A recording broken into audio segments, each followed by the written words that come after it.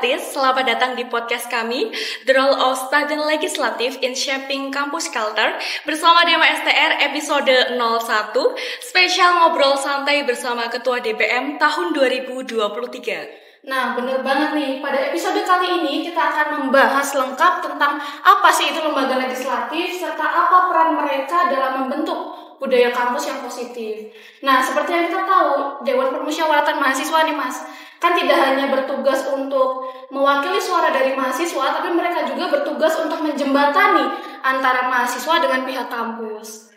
Oke, singkatnya pembahasan kita kali ini mengenai bagaimana sih peran mahasiswa dalam membuat peraturan dan kemudian peran mahasiswa juga untuk mendorong untuk menaati peraturan-peraturan yang sudah ada. Oke, sebelum lebih lanjut, baru nih kita kenalan dulu ya Mas. Ya. Perkenalkan, saya Fatima Azhara dengan rekan saya. Hai, saya Farah Marzuko. Dan pada pagi hari ini, karena ini podcast legislatif, maka kita akan mengundang Ketua Dewan Permusyawaratan Mahasiswa dari Poltekkes Kemenkes Semarang pada tahun 2023, ada Mas Bowo Setiaji. Halo. Silakan saya dulu Mas. Halo. Ya, ada 3 kamera. Ya. Nah, lanjut. Oke, Mas Bowo, selamat datang ya di Prodi Kebidanan kami, di podcast kami. Terima kasih sudah menyempatkan waktunya untuk membersamai kami. Oke, Mas Bowo nih, sebelumnya ini ya belum masuk ke sesi pertanyaan ya Mas. Ini saya ingin basa-basi dulu nih biar teman-teman semuanya juga bisa lebih kenal ke Mas Bowo. Oke, Mas Bowo nih, selama di perkuliahan ini untuk organisasi-organisasi pengalamannya yang pernah Mas Bowo ikutin tuh apa aja sih Mas? Oke, kalau aku pribadi nih untuk organisasi yang pernah aku ikuti selama kuliah mungkin ya. Kalau SMA mungkin itu udah lewat soalnya. Kalau kuliah pertama kali ikut itu ada di DPM. Ini saya di DPM itu 2 tahun. Tahun pertama itu saya di Komisi 1. Ini untuk bagian pengawasan BEM. Kemudian lanjut di tahun berikutnya di 2023 saya diamanahi sebagai ketua umum ini untuk DPM 2023. Jadi ini barangkali mahasiswa ya ini ketua DPM 2023. Nah, terus karena DPM juga itu ikut dalam FL2MI, itu Forum Lembaga Legislatif Indonesia, itu khususnya untuk wilayah Semarang Raya. Dan kebetulan juga DPM ikut. Nah, itu saya juga ikut di FL2MI sebagai perwakilan dari DPM Poltekkes Semarang. Itu kemarin ada di Komisi 2, itu bagian kelembagaan FL2MI. Oke Mas, nih dari banyaknya kegiatan atau organisasi yang Mas Bowo ikuti, ada nggak sih Mas kadang tuh ngerasa oh kok capek sekali mengikutin ini itu gitu loh Mas? Oke, sebenarnya kalau capek sebenarnya semua orang pasti capek. Saya mau teman-teman mahasiswa juga pasti capek kan di rumah, kadang ngeluh lagi banyak tugas, lagi sibuk organisasi, barangkali pasti kalau capek.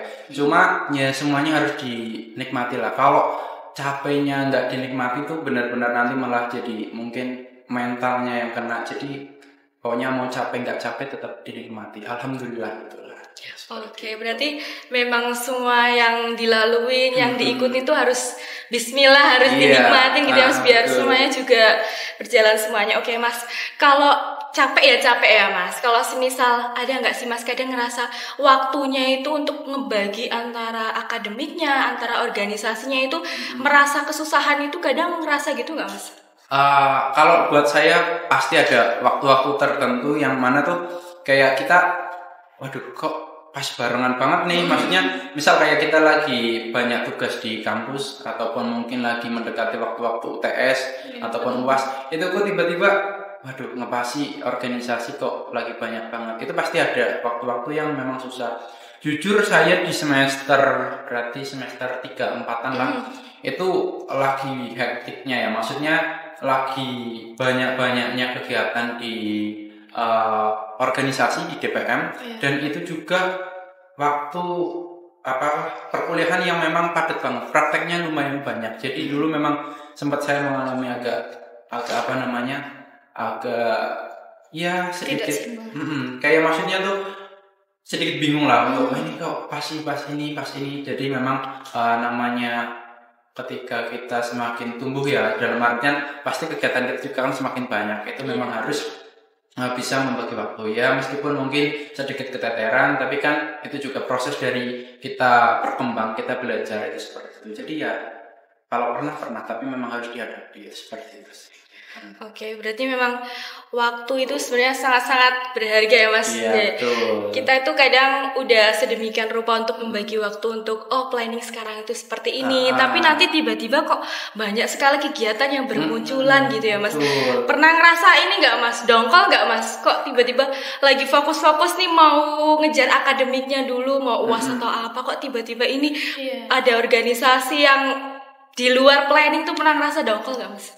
Kalau dongkol mungkin sebenarnya cara ya. Cuma kalau dongkol itu saya lebih di ketika kita sudah mempunyai planning sendiri, kemudian kita sudah merencanakan nanti kegiatan kita seperti ini, namun mungkin ada pihak-pihak tertentu yang ngerecokin itu, mungkin saya yang nggak suka. Tapi kalau untuk antara kegiatan akademik dan mungkin non akademik seperti organisasi, mungkin enggak sih, jarang. Maksudnya kayak ya memang kegiatannya harus seperti ini ya seperti ini. Tapi kalau nongol, saya ketika ada kegiatan tapi kok malah ada pihak yang ngeracokin sendiri, itu saya nggak suka gitu.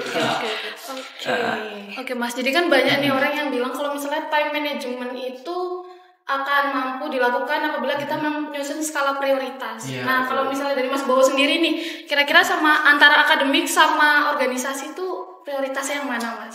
Kalau kita nih teman-teman mahasiswa juga nih barangkali di rumah ya, karena kewajiban yang pertama kita kuliah, kita ada di sini itu untuk belajar. Jadi mau dimanapun kalian, kalau untuk mahasiswa itu yang pertama dipentingkan adalah akademiknya, karena di sini kita tuntutannya belajar. Apalagi kita sebagai mahasiswa bidang kesehatan, itu nanti ketika kita selesai itu nggak boleh kita ngomong dengan katanya atau ini katanya tuh gini, enggak, karena yang dipegang dari seorang insan bidang kesehatan itu adalah ilmunya. Jadi ketika kita belajar di kampus, apalagi kesehatan, itu nanti diterapkan, itu yang terpenting adalah ilmunya. Jadi harus nomor satu ini tetap akademik. Tapi sebagai misal contoh nih, barangkali ya teman-teman kebidanan ini kan nanti juga pasti akan terjun di masyarakat. Betul. Ini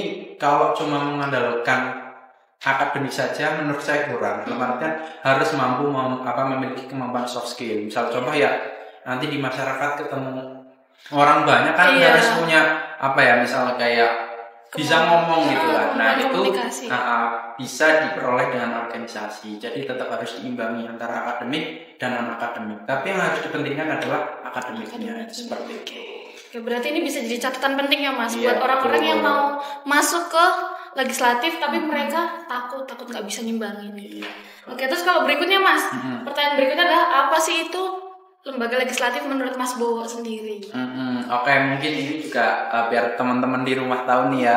Jadi kalau untuk lembaga legislatif itu mungkin kalau teman-teman utamanya maba nih yang baru masuk mungkin masih sedikit asing. Adapun tahu itu mungkin di konsep kehidupan bernegara itu mungkin dari SMP sudah dijelaskan bahwasanya ada lembaga eksekutif, legislatif ataupun yudikatif. Nah, kalau untuk di kampus sendiri nih, itu ada yang namanya lembaga eksekutif sama legislatif. Kalau untuk di tingkat di tingkat jurusan itu ada Dema sama Hima. Kalau di tingkat pusat itu ada BEM sama DPM. Legislatifnya yang mana? Legislatifnya itu yang kalau di tingkat jurusan itu Dema, kalau di tingkat pusat itu DPM. Nah, itu apa sih gitu ya? Kenapa harus ada eksekutif sama legislatif? Nah, jadi fungsi adanya lembaga legislatif ini sebagai pihak ataupun yang mengimbangi kinerja dari eksekutif. Jadi nggak bisa nanti kalau eksekutif jalan sendiri tanpa adanya legislatif, ataupun legislatif tidak bakalan bekerja ataupun tidak akan bekerja tanpa adanya eksekutif. Jadi ibarat kata lembaga legislatif kalau di lingkupan cakupnya kampus itu sebagai pihak penyeimbangnya dari eksekutif. Itu simpelnya seperti itu saja. Oke. Untuk kaitan dengan peran itu nanti dikupas lebih lanjut Iya, ya Mas. Nah, berarti kalau semisal ditarik perumpamaan Mas, misal kita punya tim sepak bola, mahasiswa itu adalah si pemain sepak bolanya. Terus kalau semisal eksekutifnya itu kapten dari tim bolanya, legislatif dari manajer sepak bolanya, itu kalau kayak gitu boleh nggak Mas perumpamaannya?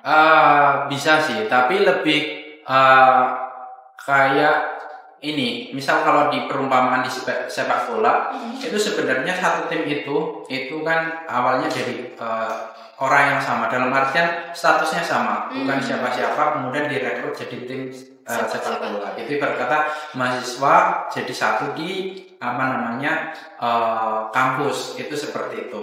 Nah kemudian kaptennya itu seolah-olah ibarat katakan kita anggap pemerintah, jadi dia yang mengatur semuanya, kaptennya yang mengatur.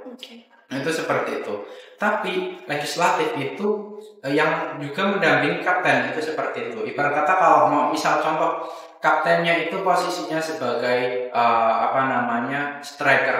Nah striker ini nggak bakalan bisa tanpa adanya gelandang yang mengimbangi. Itu seperti itu. Jadi program eksekutif itu bisa berjalan ketika didukung ataupun diimbangi adanya legislatif. Itu seperti itu. Jadi kayak antara eksekutif sama legislatif itu saling seimbang gitu. Jadi jalan bareng. Nggak bisa kalau eksekutif jalan sendiri atau legislatif jalan sendiri. Seperti itu. Siap. Berarti memang eksekutif dan legislatif itu memang kinerjanya harus selalu bareng gitu ya Mas, untuk saling melengkapi. Soalnya perannya itu juga hampir beda ya Mas dari legislatif dan eksekutifnya itu sendiri. Kalau perannya beda, tapi kinerjanya tuh harus berdampingan. Oke. Baik. Kemudian langsung ke pertanyaan intinya nih Mas. Ini sebelumnya sudah kami kumpulkan beberapa pertanyaan. Nah, pertanyaan pertama itu yang paling dasar itu adalah tentang motivasi dari Mas Bowo. Kenapa kok mau masuk ke organisasi ketika kuliah? Kemudian kenapa memilih legislatif? Oke. Yang pertama nih, kalau untuk kenapa kok join organisasi ya? Saya sendiri ya itu memang suka organisasi ya. Dari SMA saya ikut beberapa organisasi. Kemudian ketika lanjut kuliah, saya rasa kalau nggak join organisasi sedikit bingung mau ngapain gitu ya. Jadi kayak yang pertama join organisasi itu untuk ya kita mengisi waktu luang lah, biar lebih produktif, itu yang pertama. Selain itu, kenapa kok masuknya legislatif ini? Mungkin sedikit cerita dulu. Jadi sebenarnya saya kan memang sama seperti mahasiswa baru mungkin ya, belum begitu paham terkait eksekutif sama legislatif di kampus. Jadi ketika saya pertama dulu itu kan ada pendaftaran untuk legislatif sama eksekutif, baik ada di pusat sama jurusan. Biasanya itu di jurusan biasanya lebih cepat sedikit daripada di pusat. Itu biasanya seperti itu. Nah, saya kan dari jurusan di sini. Dulu ketika di jurusan gizi dibuka pendaftaran di Mahima, ngapasi di pusat itu dibuka juga BEM dan DPM. Itu seperti itu. Karena di Hima saya sebenarnya sudah mendaftar menjadi anggota, di jurusan saya sudah mendaftar menjadi anggota Hima. Tapi saya pengen mencoba untuk di pusat ini mencoba yang legislatifnya. Saya mengambil DPM. Itu awalnya saya mendaftar 2 kan, memang karena saya tidak tahu. Kemudian setelah ditelusuri, ternyata ini tidak bisa kalau dibuat 2. Jadi saya butuhkan yang himanya. Saya mencoba untuk ambil kesempatan di pusat. Jadi dulu join lah di DPM. Itu singkatnya seperti itu. Tapi setelah masuk, ternyata mungkin cocok gitu, maksudnya kayak ini memang seharusnya mungkin saya juga join organisasi, kebetulan saya join di DPM, ini rasa kayak ini pas sih. Jadi ya singkat ceritanya kenapa join di legislatif kampus itu awalnya dulu memang karena ketidaktahuan, tapi setelah masuk ternyata kok ya lumayan, ya masuklah di, maksudnya kayak di kepribadian saya ataupun di tipe organisasi yang saya pengenkan itu masuk. Jadi ya stay sampai akhirnya selesai purna. Iya, sampai jadi ketua ya Mas. Iya. Oke, berarti memang awalnya itu ya karena ketidaktahuan yang tiba-tiba menjadi masuk ke legislatif DPM, kemudian menjadi ketua ya Mas. Gimana Mas pengalamannya selama menjabat menjadi ketua DPM? Seneng atau ada campur aduknya gimana Mas? Kalau di organisasi entah itu jadi ketua, entah itu jadi bagian lain ataupun mungkin ya anggota, itu sebenarnya sama. Kita sebenarnya ketika join organisasi itu tidak ada yang membedakan antara anggota, mungkin juga ketua bidangnya ataupun bahkan ketua organisasinya. Itu tidak ada yang membedakan. Semuanya pasti sama tugasnya. Cuma memang setiap bagian itu ada kewenangan dan tugas tambahannya. Jadi pasti kalau dulu waktu jadi ketua DPM pasti ada suka dukanya. Ya sukanya bisa berkembang sama teman-teman semuanya, tapi mungkin dukanya ya ketika apa yang bisa saya sampaikan itu belum maksimal, utamanya untuk mahasiswa. Seperti itu. Berarti memang ya seneng ya, ada duganya juga ya Mas. Ini kan tadi sudah membahas ya mengenai legislatif itu seperti apa. Kemudian saya mau tanya nih, untuk peran-peran dari lembaga legislatif itu sendiri itu seperti apa ya Mas? Oke. Mungkin ini biar teman-teman mahasiswa juga paham DEMA ataupun DPM itu kerjaannya gimana.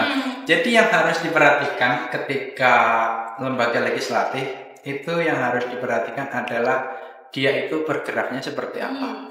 Dia bergeraknya itu fokusnya ada 4 fungsi dari lembaga legislatif untuk di Poltekkes Kemenkes Semarang. Karena kemarin saya ketika di DPM itu ketika sharing-sharing dengan legislatif kampus lain itu kurang lebih sama, tapi memang beberapa mungkin ada yang berbeda. Tapi ini untuk di Poltekkes Kemenkes Semarang, lembaga legislatif itu punya 4 fungsi. Yang pertama itu legislasi, yang kedua itu terkait fungsi anggaran, yang ketiga itu terkait fungsi pengawasan, yang keempat itu terkait fungsi dari aspirasi ataupun advokasi. Nah, jadi pergeraknya atau perannya ini ya ada di 4 bidang ini. Mungkin saya jelasnya sedikit ya. Kalau yang pertama terkait mungkin legislasi kalau teman-teman pernah dengar juga, kalau di kehidupan bernegara mungkin juga ada, itu terkait ya membahas terkait peraturan ataupun perundang-undangan.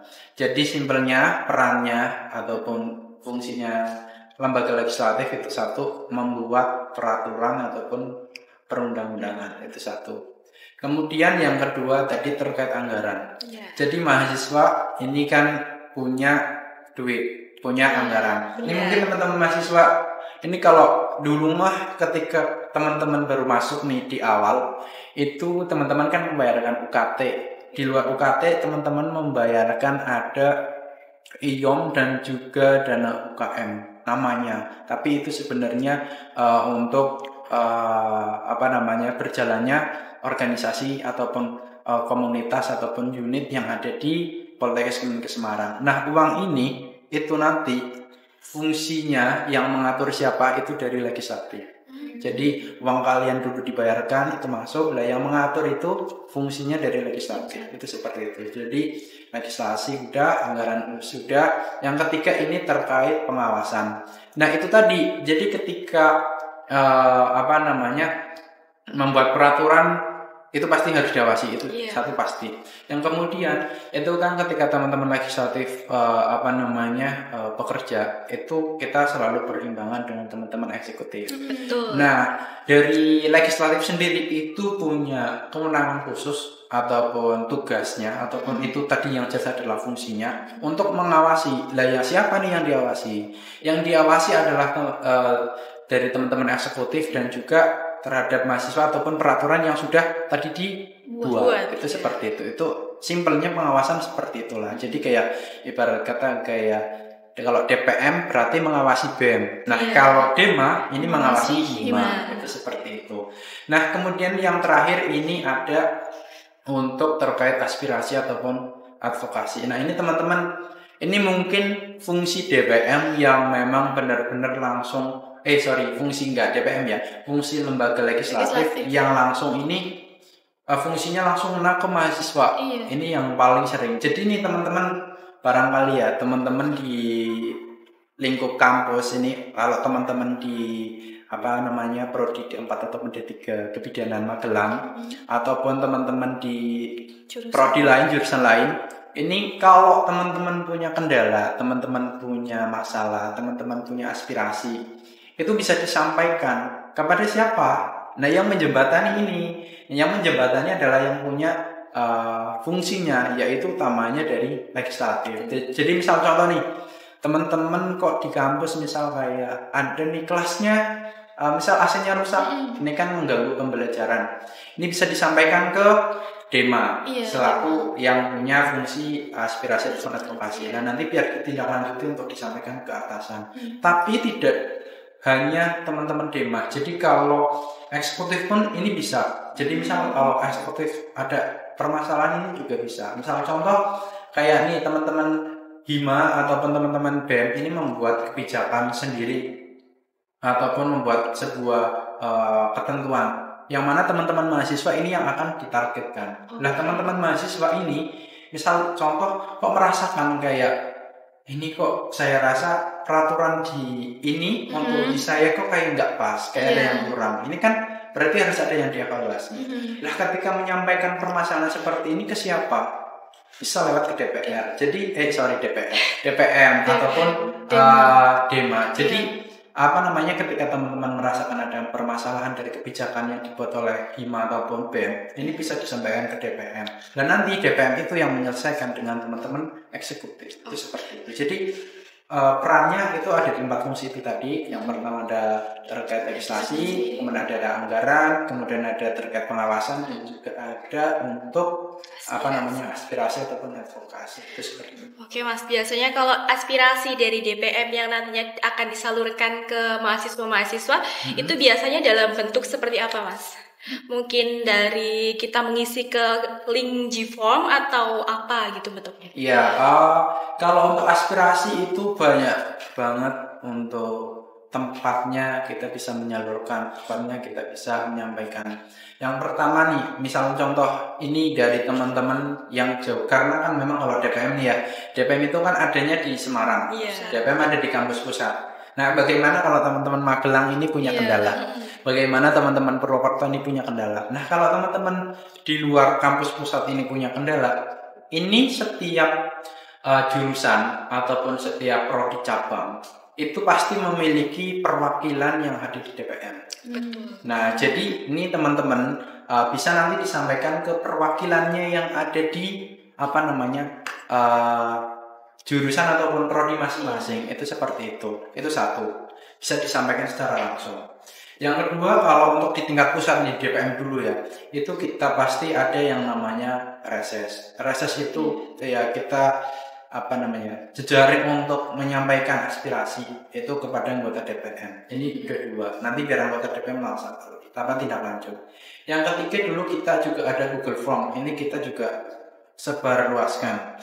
Yang keempat kita juga ada webnya, web DPM. Kalau di DPM dulu ya, web DPM itu ada. Kemudian ada namanya forum Sarasehan juga. Ini juga banyak banget caranya. Ataupun bahkan ini kalau teman-teman jurusan merasakan kendala di jurusan ataupun di pusat, ini kalau misalkan cara gampangnya juga nanti mungkin bisa berkoordinasi dengan teman-teman Dema. Nanti biar teman-teman Dema ini bisa sampaikan ke teman-teman Dema. Itu seperti itu. Jadi banyak banget caranya. Dan juga mungkin karena saya sudah purna ya, mungkin tahun ini juga sudah diupdate. Jadi banyak banget platform lain mungkin yang sudah dibuat untuk biar meningkatkan aspirasi lebih maksimal. Itu seperti itu. Oke. Berarti memang banyak sekali untuk cara kita untuk menyampaikan sebuah aspirasi ya Mas. Oke Mas, misal untuk aspirasi-aspirasi yang biasanya dapat kita salurkan itu dalam bentuk seperti apa aja Mas? Misal sarana prasarana atau media pembelajaran, dan itu semuanya boleh disampaikan ya Mas? Oke. Yang harus diketahui ataupun yang harus dipahami dari mahasiswa itu kalau kehidupan kampus ya, itu harus mengetahui hak dan kewajibannya. Betul Jadi sekali. seperti itu.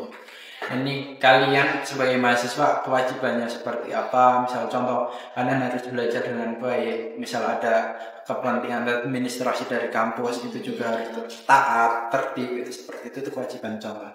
Lah haknya seperti apa? Misal contoh ketika kita sudah menunaikan kewajiban kita, misal contoh taat beradministrasi. Misal kita jatahnya membayar UKT, jatahnya membayar kepentingan lain gitu ya. Itu ternyata kok sudah membayarkan, kan kita berhak nih. Ada hak yang bisa kita dapatkan. Contoh, kita berhak mendapatkan lingkungan yang nyaman. Itu seperti itu satu. Ini berarti misal kayak entah AC lingkungan di kampus. Nah itu kok kita merasakan kok ada yang tidak pas, ada yang mendapatkan kendala, itu ya bisa dilaporkan, bisa disampaikan, itu seperti itu. Jadi memang semuanya yang masih berkaitan di dalam kampus itu bisa disampaikan, baik dari kebijakan pengelola, terus sarana prasarana dan lain-lain. Apalagi ini khusus untuk teman-teman kebidanan ataupun teman-teman poltekkes ya. Ini kan kebanyakan teman-teman cewek nih, barangkali ketika di lingkungan kampus misal contoh mendapatkan perlakuan tidak enak pun ini bisa disampaikan untuk sebagai aspirasi agar bisa ditindaklanjuti, itu seperti itu. Oke Mas, berarti itu sebelum kita mendapatkan hak yang harus kita dapatkan, kita harus menunaikan kewajiban ya Mas. Jadi nggak serta-merta kita minta yang muluk-muluk tapi kita jangan minta tapi kewajiban kita nggak dilaksanakan, itu nggak boleh. Jadi ingat kemarin waktu di kelas itu dari kami ada dosen menyampaikan, dari Bu Arfi ya Mas, menyampaikan bahwasanya kalau semisal kita akan meminta sesuatu, kita harus punya programnya terlebih dahulu, apakah sudah berjalan, baru nanti dari prodi akan memfasilitasi. Jadi jangan minta apapun dari awal dulu tapi kok ternyata nanti tidak bisa ditindaklanjuti gitu ya Mas. Oke, berikutnya adalah kan tadi di awal adalah peran dari lembaga legislatif adalah membentuk undang-undang di fungsi legislasinya. Nah, bisa nggak sih Mas sebutin satu contoh peraturan undang-undang yang sekiranya berdampak banyak dan itu membentuk lingkungan kampus yang positif, yang ada dampaknya banget? Oke, lingkungan kampus yang positif. Jadi ini legislatif dan eksekutif itu punya kewenangan untuk membuat sebuah peraturan ataupun sebuah kebijakan yang mana itu ditujukan kepada mahasiswa. Ini tak kasih contoh yang gampang saja. Misal contoh yang bisa direalisasikan. Misal untuk DPM dan BEM itu ketika membuat peraturan itu biasanya kan bareng. Misal contoh ada peraturan perundang-undangan, misal seperti itu. Itu DPM dan BEM itu akan saling berkoordinasi untuk mencetuskan sebuah peraturan ataupun baik DEMA dan HIMA. Mungkin kalau untuk teman-teman di jurusan ini biar lebih gampangnya tak kasih contoh, misal di HIMA itu seperti itu. Misal di HIMA itu dan DEMA itu akan membuat sebuah peraturan. Misal kayak di tahun 2024 nih dari DEMA sama HIMA Magelang, Kebidanan dan Magelang itu mau membuat peraturan untuk mahasiswa terkait iuran mahasiswa, misalnya contoh seperti itu. Jadi biasanya di awal itu kan ada namanya PMJ, PMPS biasanya. Nah itu peraturan mahasiswa jurusan ataupun mahasiswa program studi, yang mana biasanya itu di situ tuh akan dibahas semuanya. Misal contoh nanti untuk programnya HIMA, programnya DEMA, kalau memang disepakati misal contoh di situ nanti kegiatan tertentu akan menarik biaya dari mahasiswa. Nah itu bisa ditetapkan di situ. Jadi nanti ketika sudah ditetapkan di situ dan itu disebarluaskan kepada mahasiswa, maka itu sifatnya ya mahasiswa sudah diatur nih sama legislatif sama eksekutif di DEMA ataupun HIMA. Jadi ya nanti peraturan ini yang akan ditaati. Nah itu mungkin salah satu bentuk fungsinya dari DPM ataupun dari DEMA untuk membuat peraturan ya seperti itu contohnya. Jadi membuat peraturan yang memang ditujukan untuk mahasiswa. Dan nanti kan di situ juga ada pengawasan. Misal nanti di peraturan itu di DEMA tambah HIMA misal sudah disepakati HIMA akan melakukan penarikan terhadap properti ini sebesar ini. Misal contoh seperti itu. Fungsi dari dana ini nanti buat ini nanti ketemu kan. Nah nanti berjalannya proses itu dari legislatif, dari DEMA-nya ini akan mengawasi benar apa enggak uangnya yang ditarik segitu, benar apa enggak uang yang digunakan segitu. Dan mahasiswa ini sebagai yang nantinya akan menjalankan peraturan itu dan juga yang akan merasakan, kalian juga harus kritis ketika diteken peraturan seperti itu harus paham. Oh ya, ini saya disuruh bisa iuran sebesar 50.000. Nah, ini nanti feedback yang saya dapatkan itu apa? Saya sudah dikasih tahu feedbacknya nanti ada 5. Ternyata setelah berjalannya proses kok yang diterima cuma 4. Misal contoh itu. Lah nanti feedback yang satu ini kemana buat saya? Kok saya nggak merasakan? Lah kalian masih sampaikan ke para pembuat peraturan, utamanya ke legislatifnya, ke demanya. Nanti disampaikan ke dema. Loh ini kok saya baru mendapatkan haknya kok baru 4 ya? Yang satu ini saya belum. Nah itu bisa dikomplainkan ke dema, disampaikan biar nanti dema ini menindaklanjuti kepada dema selaku yang menjalankan itu tadi. Nah makanya kayak jadi kurang lebih nanti gambarannya seperti itu. Oke, berarti setiap peraturan dibuat itu memberikan payung hukum ya Mas? Iya, seperti itu. Oke, memberikan kepastian dan jaminan bagi seluruh mahasiswanya yang terlibat. Karena memang kalau untuk peraturan yang dibuat itu tidak boleh semerta-merta untuk kepentingan hima sendiri ataupun kepentingan dema sendiri tanpa berlandaskan dari kepentingan mahasiswa. Jadi kalau teman-teman dema, teman-teman hima, teman-teman DPM, teman-teman BEM ketika membuat peraturan itu harus berlandaskan, yang pertama adalah yang harus diperhatikan adalah peraturan ini dibuat untuk kepentingan siapa.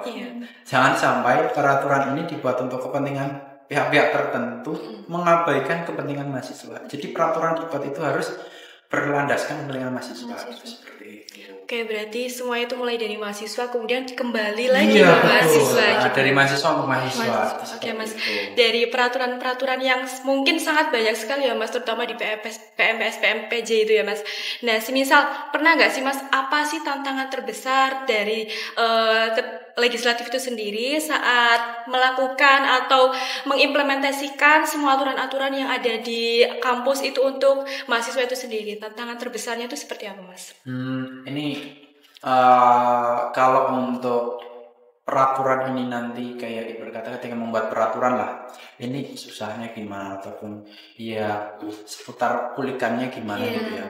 Jadi ketika membuat peraturan, yang pertama itu yang harus dipahami adalah mahasiswa baik yang ada di rumah ataupun ada di kampus dan mahasiswa yang ada di organisasi ini sebenarnya paham apa enggak kewajiban dan haknya itu tadi. Kalau di sana paham, maka peraturan itu juga akan mengikuti. Misal contoh, kalau kita sebagai mahasiswa misal berhak mendapatkan misal contohnya fasilitas yang baik ataupun mendapatkan terkait yang lain, misalnya kayak kita dulu sudah membayarkan uang sekian, kok saya belum merasakan hal ini. Nah itu kan menjadi poin catatan. Nah itu kan yang menjadi nanti landasan pembuatan dari sebuah undang-undang ataupun peraturan. Nah yang pertama harus menjadi kendalanya yaitu mahasiswa ini harus paham dan juga akan hak dan kewajibannya ini harus benar-benar paham. Kalau di situ sudah paham, maka tanpa ibarat kata dobrak-dobrak suruh menaati peraturan ini, itu tanpa dioprak-oprak seperti itu sudah memahami sendiri. Oh ya, ini ada peraturan ini berarti saya harus seperti ini. Nah, dengan adanya peraturan ini apa yang bisa saya dapatkan? Saya bisa melaksanakan ini. Nah itu yang pertama. Tapi kalau untuk mungkin juga ini kalau sedikit cerita ya, itu kan dari setiap mahasiswa harusnya seperti itu. Tapi kalau di proses pembuatan peraturan perundangannya, proses pembuatan peraturan perundangannya ini pasti juga ada tantangan. Misal contoh, karena saya di DPM ini saya jelaskan terkait DPM. Jadi di DPM ketika membuat peraturan itu harus ibarat kata ada batasannya untuk peraturan ini disetujui atau tidak. Nah itu kan DPM terdiri dari berbagai macam mahasiswa di jurusan, ada banyak lah. Itu seperti itu. Nah ketika misal membuat peraturan itu kan pasti ada yang mengajukan. Misal contoh ingin membuat peraturan terkait administrasi untuk mahasiswa itu seperti itu, ataupun terkait administrasi untuk organisasi ataupun ormawa yang ada di Poltekkes itu seperti itu. Misalnya yang mengajukan ini dari ataupun mengajukan peraturan perubahan ya, itu dari jurusan, anggaplah dari jurusan gizi nih, dari jurusan gizi mengajukan. Nah ini ketika peraturan lain itu kan biasanya disetujui ketika anggota DPM setengah N+1 ataupun setengah lebih 1 dari anggota DPM itu setuju, itu maka bisa disahkan seperti itulah. Nah itu nanti kalau jurusan gizi mengusulkan tapi jurusan lain merasa kok ini tidak penting, ini tidak usah, tidak relevan, betul. Ya udah, jurusan lain maka nggak akan memberikan suaranya. Ya otomatis, ya ini nggak akan terciptalah sebuah kebijakan, sebuah peraturan. Itu seperti itu. Kalau di DPM itulah. Jadi kalau kata jurusan ini sudah mengajukan, tapi jurusan yang lain kok tidak selaras, maka biasanya akan terjadi perdebatan di situ antara jurusan satu sama lain kayak saya nggak mau, masih kayak saya pengennya seperti ini, saya pengen seperti ini. Nah itu tantangan kalau dalam membuat peraturan. Nah setelah itu nanti kan juga disampaikan ke yang akan melaksanakan peraturan, yaitu mahasiswa ataupun ormawa. Dan nanti juga di situ ketika sudah disusun dari DPR atau DPM-nya, itu kemudian dikembalikan lagi ke mahasiswa ataupun ke ormawa untuk dilihat dulu. Nah dalam proses melihat ini pasti suara-suara dari teman-teman mahasiswa atau ormawa nih bermunculan, pengennya seperti ini, pengennya seperti ini. Nah di situ ketika kita menyaring lagi untuk kita sebagai bahan evaluasi dan perbaikan sebelum kita peraturan benar-benar disahkan, ya di situ pasti terjadi perdebatan sana sini.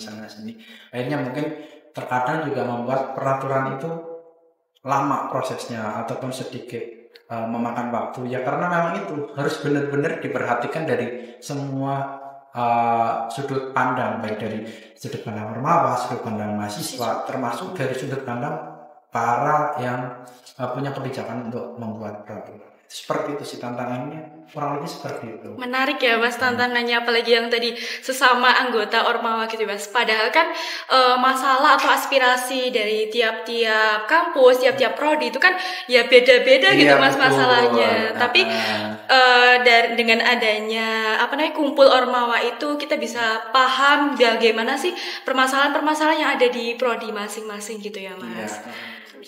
Oke, terus kalau misal nih Mas dalam proses kolaborasi itu dari pihak legislatif dan eksekutif ada yang kurang bisa bekerja sama mungkin Mas. Nah itu apa yang akan Mas lakukan atau lembaga legislatif lakukan untuk mengatasinya Mas sehingga mahasiswa akan terlibat lebih aktif?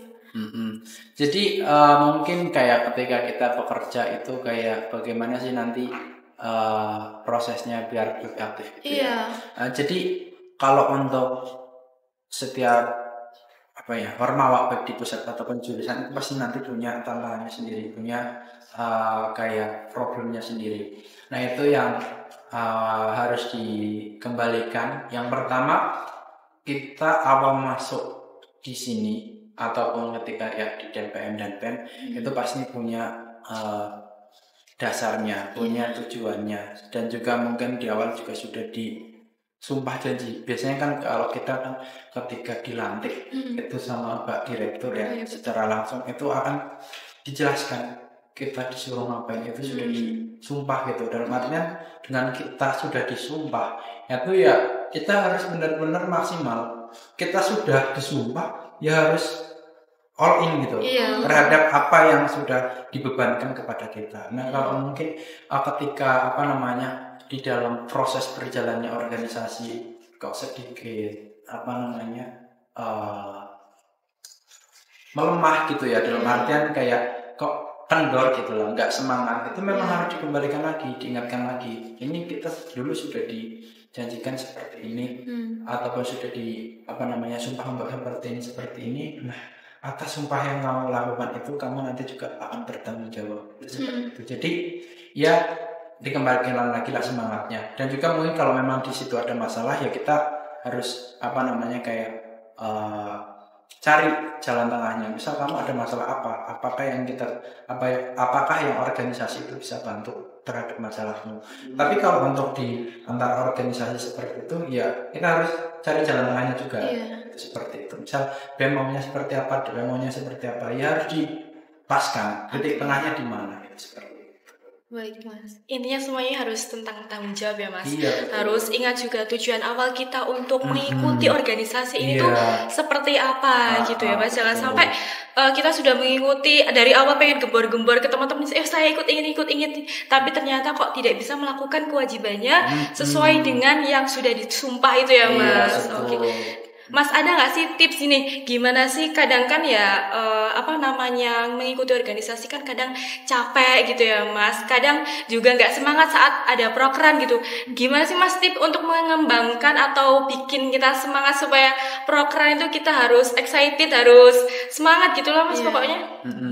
Mungkin satu ini yang namanya kita pekerja ya, entah dalam artian di organisasi nanti ya bekerja dimanapun pasti nanti akan ada titik jenuhnya, ada titik bosannya, itu pasti ada. Nah semuanya itu harus dikembalikan, apalagi kalau di organisasi mungkin kita sesekali perlulah kita jangan terus-terusan untuk fokus ke proker ke ini. Iya betul. Jadi memang harus beberapa ya sesekali kita ada refreshing sedikit biar satu tidak jenuh. Tapi di luar itu kalau dari saya pribadi ini ya tipsnya ketika ada di organisasi mungkin karena saya suka gitu ya berorganisasi gitu. Jadi ketika di organisasi merasakan kebosanan sampai kayak ini membuat jenuh gini. Nah saya coba cari sendiri aslinya organisasi ini apa. Misal contoh kayak teman-teman lagi pada jenuh, teman-teman lagi pada nggak semangat juga, mungkin ya saya cari bahasan yang apa yang bisa dikulik dari organisasi ini biar teman-teman ini bisa fokus lagi. Misal contoh nih kayak dulu di DPM, saya kan di DPM, mungkin teman-teman juga lagi pada capek, teman-teman juga lagi pada bosan, itu seperti itu. Tapi gimana sih cara biar menaikkan lagi selain mungkin sudah di refreshing tapi kok masih nggak semangat, saya coba untuk menangani sebuah kayak mengulik organisasi itu sendiri loh. Ini kalau DPM ini seperti ini, ya ini gimana sih? Coba kasih beban sedikit dalam artian tapi bukan beban yang tanggungan enggak, cuma biar kayak mereka itu lebih kayak oh ya ini gimana ya? Ternyata seperti ini kan, jadi dia ada sedikit interest terhadap permasalahan yang diberikan kepada dia. Nah dengan seperti itu saya rasa nanti mungkin kalau dulu saya jadi ketua itu seperti itu. Nah anak yang akan saya kasih ini tugas ini mungkin dia akan lebih fokus ke tugas tersebut. Nah jadi dia akan kembali mungkin setelah menjalankan tugas ini dia akan lebih kayak oh ya sedikit lebih interest. Nanti lama-lama juga akan kembali lagi moodnya. Jadi intinya mungkin ini juga untuk teman-teman Ormawa, utamanya teman-teman pimpinan ini ya, pimpinan Ormawa ini harus pintar-pintar mengerti dari tipikal anak-anaknya, dari tipikal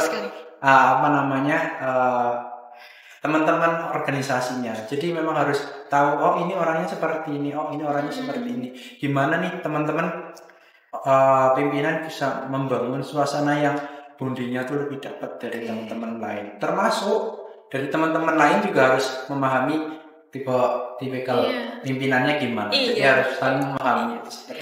Tapi ya memang ya Mas, namanya karakteristik karakter seseorang itu kita memahaminya susah gitu Mas. Kadang kita udah paham oh ini si A itu seperti ini, tapi kok nanti tiba-tiba ada sesuatu kok tiba-tiba langsung berubah gitu.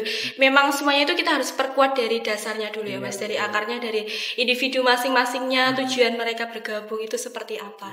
Nah Mas, pernah ada nggak sih langkah-langkah yang dapat kita terapin nih supaya teman-teman mahasiswa semuanya itu mau dan mampu untuk peraturan-peraturan tadi yang sudah dibuat itu dapat dilaksanakan atau diimplementasikan secara baik, itu gimana Mas? Kalau gimana mungkin juga termasuk nggak cuma di peraturan ya, mungkin biar teman-teman ikut join di kegiatan Ormawa baik eksekutif maupun legislatif ini ya. Kembali lagi menurut saya itu ketika teman-teman paham haknya, paham kewajibannya, ini teman-teman itu akan tanpa disuruh, tanpa diminta, itu harusnya sudah interest terhadap baik kegiatan eksekutif maupun legislatif.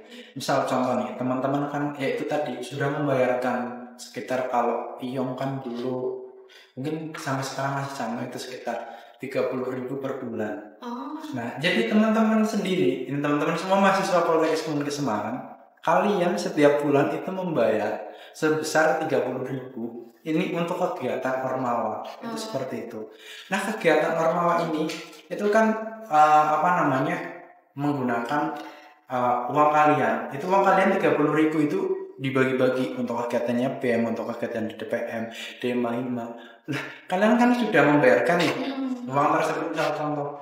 Nah, uang tersebut sudah dibayarkan, tapi kalian kok malah acuh tak acuh terhadap kegiatan DEMA, HIMA, acuh tak acuh terhadap kegiatan BEM, DPM.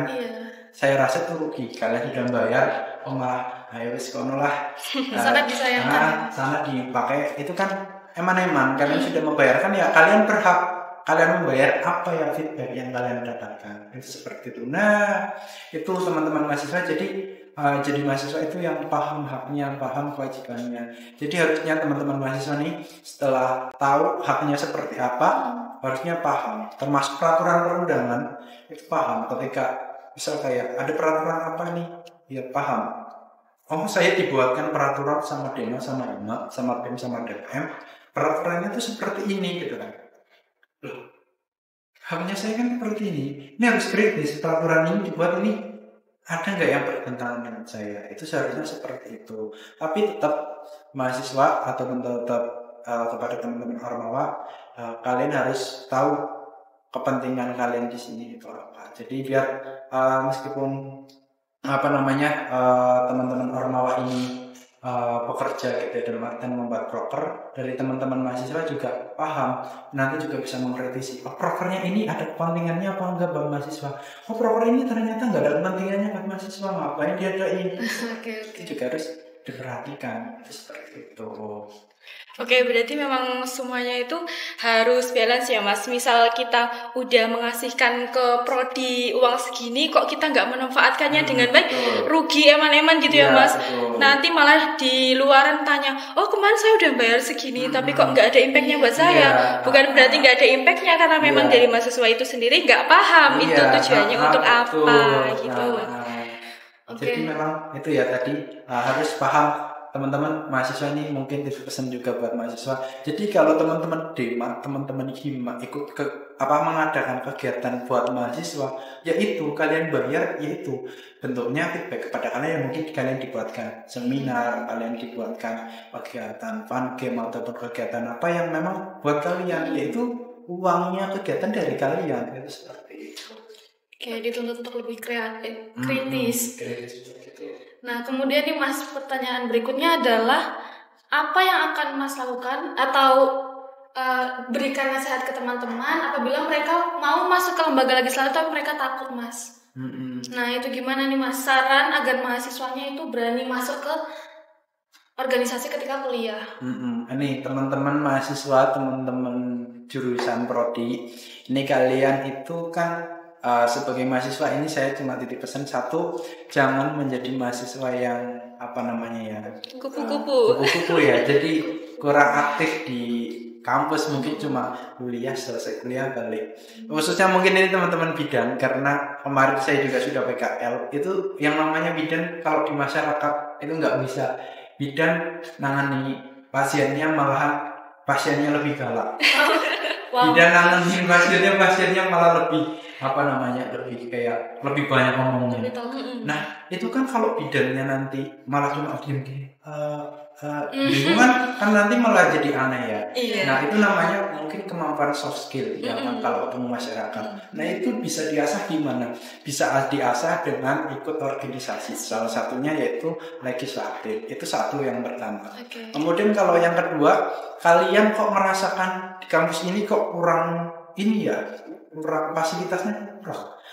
Terus kemudian kayak himanya kok kurang, ataupun yang lainnya kurang, ataupun bahkan demonya sendiri kok kurang. Yaitu kalian yang merasakan hal tersebut, ya jangan cuma merasakan kemudian mengeluhkan. Ayo selesaikan dengan cara kamu join di situ. Itu seperti itu.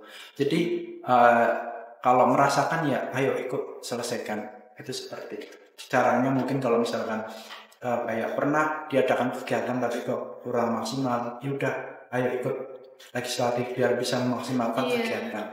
Itu simpelnya seperti itulah buat teman-teman mahasiswa. Jadi jangan takut untuk join di organisasi ini, tidak cuma legislatif, termasuk eksekutif juga harus join, itu seperti itu. Tapi kalau khusus untuk di lingkup Ormawa, kalau pengen tahu seperti apa yang dilaksanakan oleh eksekutif mau melaksanakan apa aja, mau pengelolaan uangnya seperti apa ataupun lainnya seperti apa, ya legislatif tempatnya. Oke, karena memang organisasi itu tidak hanya legislatif, tapi ada eksekutif juga yang memang peran dan tugasnya itu berbeda ya Mas. Oke Mas. Nah, untuk Mas ada nggak sih harapan untuk Ormawa, untuk dari prodi khususnya Poltekkes Semarang nih Mas? Itu harapannya untuk organisasi itu seperti apa Mas untuk kedepannya? Oke, organisasi untuk teman-teman yang ada di Poltekkes Semarang, baik entah itu BEM, entah itu DPM, entah itu DEMA, entah itu HIMA, termasuk juga untuk teman-teman UKM. Ini UKM kalau yang di pusat ya, termasuk teman-teman KKM. Ini yang pertama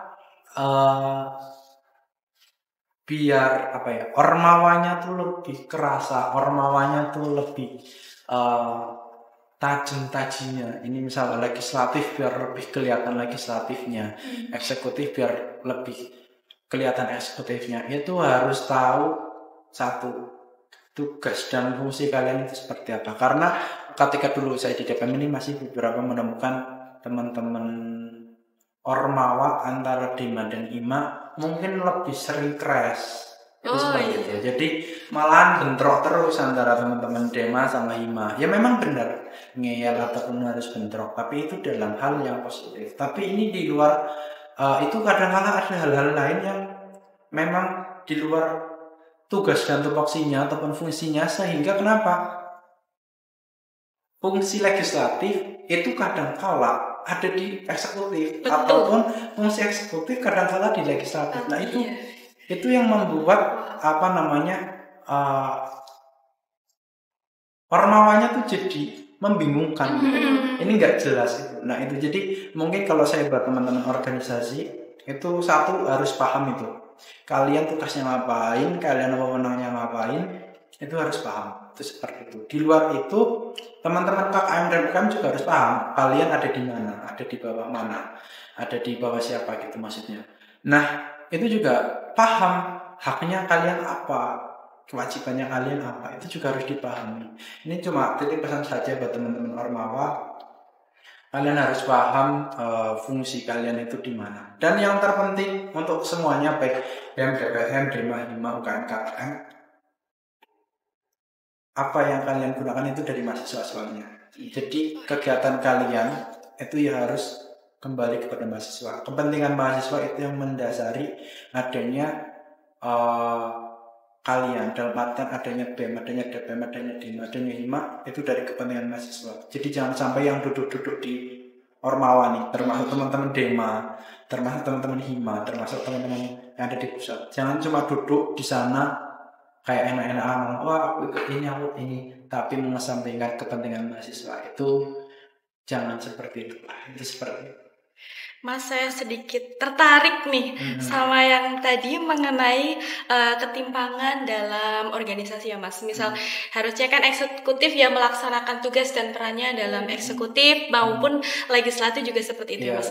Nah, semisal nih Mas, kalau dari lembaga legislatif sendiri nih Mas, kadang tuh ada misal dimasukin tugas-tugas dan tupoksi itunya yang aslinya itu dari eksekutif nih Mas.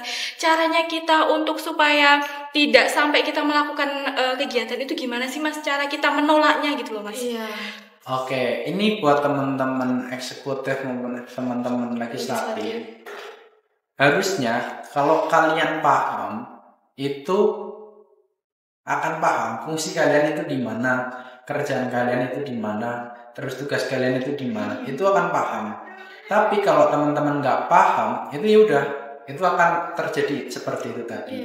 Nah, dan kalian kalau misal sudah dikasih paham, itu mencoba memahami, jangan malah menolak.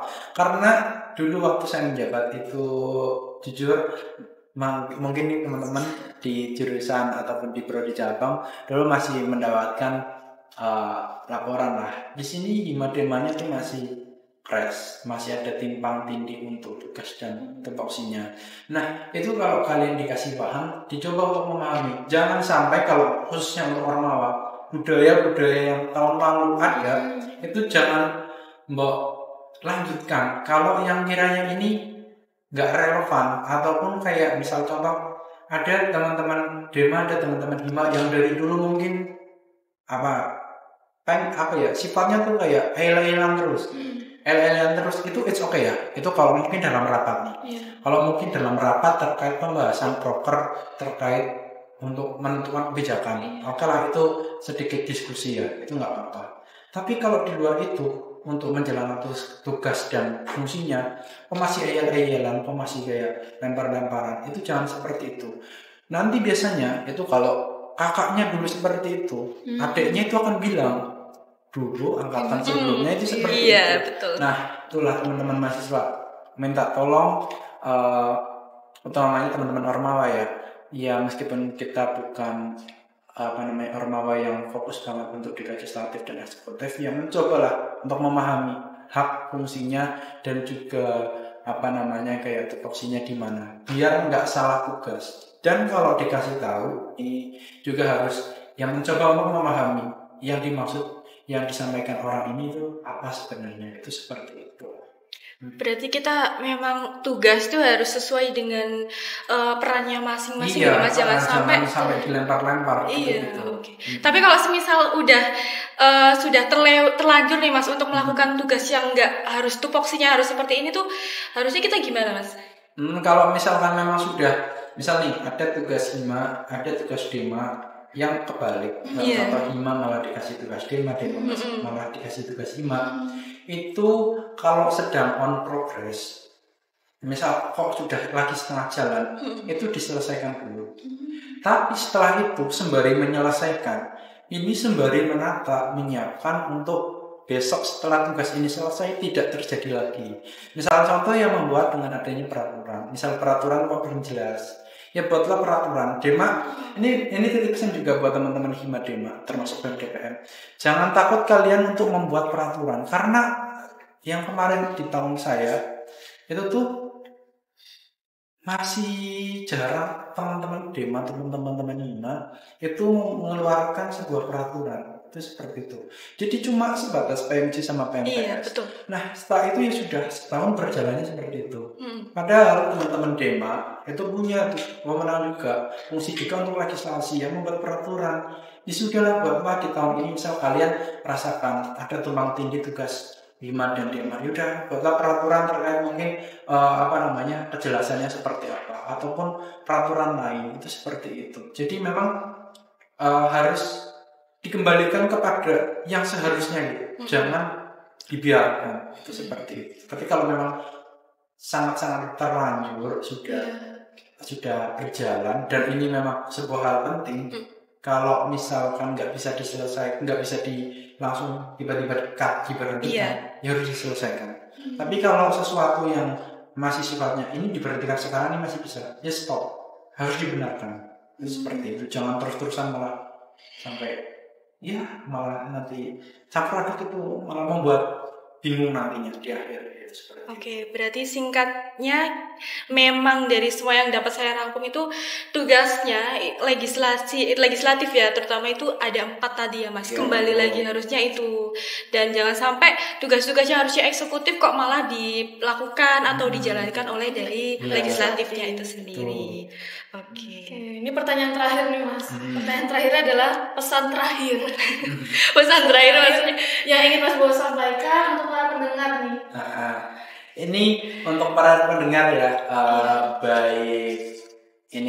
baik mahasiswa, baik teman-teman Ormawa, mungkin buat teman-teman yang lainnya, ataupun bahkan Bapak Ibu pengelola ini barangkali ada yang menonton, mungkin saya titip pesan saja untuk semuanya, ini paham hak dan kewajibannya dari mahasiswa paham kewajibannya kepada institusi, dalam artian mahasiswa paham kewajibannya seperti apa kepada jurusan, kepada kampus, dan juga paham hak apa yang teman-teman bisa dapatkan dari kampus. Itu seperti itu. Termasuk mahasiswa kepada Ormawa harus paham kewajiban kalian kepada Ormawa apa. Misalnya Ormawa mengeluarkan peraturan, ya kalian mentaati. Tapi kalian juga berhak untuk mendapatkan hak kalian dari Ormawa. Itu seperti itu. Dan juga Ormawa kepada pengelola ini juga harus memahami. Ormawa tuh harus memahami kewajiban apa yang kalian harus penuhi kepada pengelola, ataupun kewajiban apa yang kalian harus penuhi kepada kampus jurusan. Tapi kalian juga berhak mendapatkan hak apa yang bisa Ormawa dapatkan dari pengelola ataupun jurusan. Termasuk buat Bapak Ibu pengelola, baik yang di jurusan ataupun yang di kampus, ini juga sama. Bapak Ibu semuanya ini harus paham. Bapak Ibu sudah misal contoh mahasiswa sudah memberikan kewajibannya kepada kampus, yang minta tolong buat Bapak Ibu pengelola baik di kampus, di jurusan ataupun di jajaran direktorat ini untuk memberikan haknya kepada mahasiswa. Jadi pada intinya semuanya ini harus paham haknya seperti apa, kewajibannya seperti apa. Dari kampus kepada mahasiswa, dari mahasiswa kepada kampus, dari mahasiswa kepada Ormawa, Ormawa kepada mahasiswa, dari kampus kepada Ormawa, Ormawa ke mahasiswa, itu harus paham hak dan kewajibannya. Dan mulai sekarang, utamanya mungkin ini mahasiswa baru, kalian baru memasuki dunia perkuliahan. Ini memang sedikit berbeda dengan dunia SMA ataupun SMK, yang mana di sini kalian dituntut lebih mandiri. Jadi ya kalian di kampus ya dinikmati kehidupan kampus, dan juga itu tadi pahami hak dan kewajiban kalian seperti itu. Baik, berarti kesimpulannya pada podcast hari ini adalah tentang pahami hak dan kewajiban. Iya, betul. Nah, untuk lembaga legislatif sendiri, dari yang tadi disampaikan oleh Mas Bowo, itu memiliki 4 fungsi. Ada fungsi legislasi, ada fungsi anggaran, ada fungsi pengawasan, dan fungsi aspirasi. Iya, betul. Nah, kemudian nanti apabila pendengar ini yang mungkin ada kelas 12 atau yang mau masuk kuliah itu, silakan untuk kritis ketika memasuki dunia perkuliahan. Iya, betul. Ketika memberikan suatu hal kepada kampus, kira-kira feedback atau output apa yang akan kalian rasakan itu harus diperhatikan baik-baik. Oke, terima kasih sekali ya Mas Bowo sudah menyempatkan waktunya untuk hadir dalam podcast kami hari ini. Semoga untuk perkuliahan ke depannya semoga selalu lancar ya Mas. Amin. Terima kasih. Semoga pembuatan skripsinya juga lancar. Lagi proses nih, mulai tahap awal membuat skripsi ini. Oke, ini ada pesan untuk teman-teman semuanya, khususnya untuk maba atau mungkin kelas 12 yang akan masuk ke Poltekkes Kemenkes Semarang, bahwasanya di Poltekkes Kemenkes Semarang itu ada beberapa organisasi yang nantinya bisa untuk legislasi atau eksekutif, khususnya untuk Prodi Kebidanan Magelang, yang dimana ada Dewan Mahasiswa atau DMSTR nantinya akan mengadakan oprek atau open recruitment anggota baru, yang nantinya bisa teman-teman semuanya pantau di Instagram kami, yaitu @sehatsemua triple A ya, sehat semua AAA gitu. Kemudian terima kasih kepada teman-teman semuanya telah mendengarkan podcast kami. Kami berharap semoga semuanya dapat mengambil pembelajaran dari podcast kami hari ini. Sampai jumpa di podcast selanjutnya dan terima kasih. Bye-bye. Bye-bye.